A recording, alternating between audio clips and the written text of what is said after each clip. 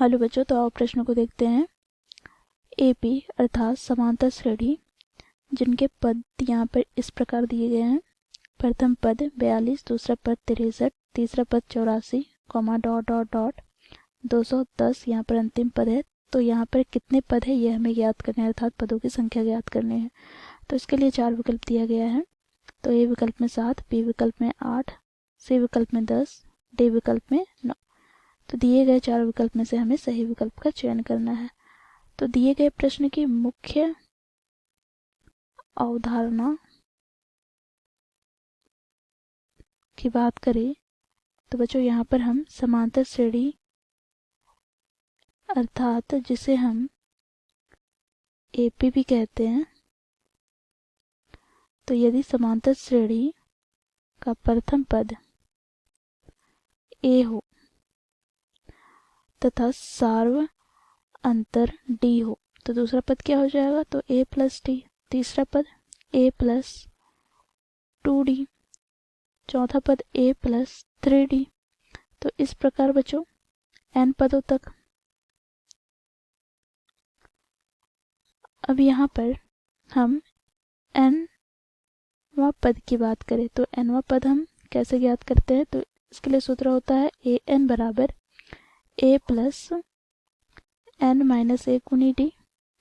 बच्चों यहाँ पर ए क्या है, तो ए यहाँ पर प्रथम पद है अर्थात पहला पद। बच्चों यहाँ पर डी क्या है, तो सार्व अंतर अर्थात इसे हम कह सकते हैं, देखो दूसरे पद में हम पहले पद को घटाते हैं और n क्या है, तो पदों की संख्या। तो दिए गए प्रश्न को इस मुख्य अवधारणा की सहायता से हम हल करेंगे। बच्चों देखो प्रश्न में हमें एपी अर्थात समांतर श्रेणी दिए गए हैं क्या, तो इसके पद है प्रथम पद 42, द्वितीय पद 63, तृतीय पद 84,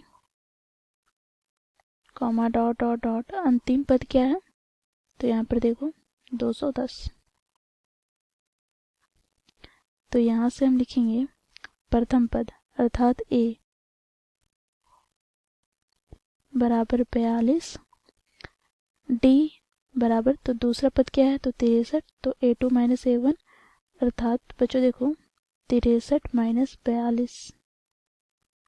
तो यहाँ से 3 में से हम 2 घटाएंगे तो 1, 6 में से 4 घटाएंगे तो 2 अर्थात 21। ठीक है। अब बच्चों देखो ए एन हमें क्या दे रखा है, तो 210। तो अब बच्चों यहाँ से हम सूत्र का प्रयोग करेंगे। तो ए एन ज्ञात करने का सूत्र क्या होता है, तो मुख्य अवधारणा में हम लोगों ने देखा है ए प्लस एन माइनस 1 गुना डी बराबर 210 हो जाएगा। यहाँ से बच्चों हम मान रखेंगे, तो ए का मान क्या है 42 प्लस एन माइनस 1 गुना डी क्या हो जाएगा, तो 21 बराबर 210। बच्चों देखो इन दोनों पदों से हम 21 उभयनिष्ठ ले तो यहाँ से हमें प्राप्त हो जाएगा 21 दूनी 42 अर्थात 2 प्लस एन माइनस 1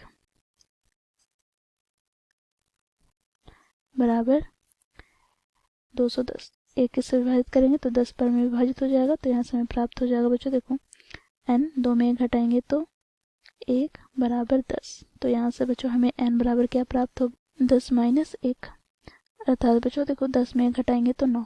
अतः हमें पदों की संख्या प्राप्त हो गई 9। अब हम विकल्प की ओर चले तो कौन से विकल्प में 9 दिया गया है, तो विकल्प डी में। तो विकल्प डी हमारा सही विकल्प हो जाएगा, बाकी विकल्प गलत हो जाएंगे। तो इस प्रकार बच्चों हम लोगों ने दिए गए प्रश्न को मुख्य अवधारणा की सहायता से हल किया। आशा करती हूँ आप लोगों को यह प्रश्न समझ में आया होगा। धन्यवाद।